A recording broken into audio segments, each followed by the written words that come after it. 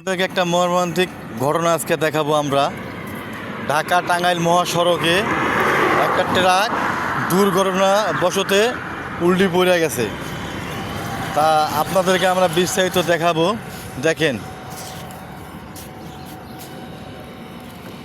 আপনারা দেখেন, এই যে একটা এত বড় একটা রাস্তা দেখেন,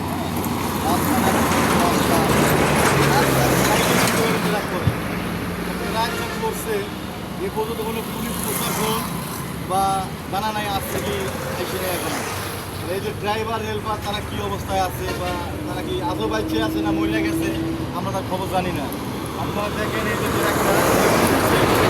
ট্রাকের মালিক সরকারি প্রশাসন আমরা যখন দেখলাম সকাল 9টা বাজে একটা অ্যাক্সিডেন্ট হয়েছে, সকাল 9টায় এরপর আমরা দেখলাম না ট্রাক একটা অ্যাক্সিডেন্ট হয়েছে এই ঢাকা টাঙ্গাইল মহাসড়কে।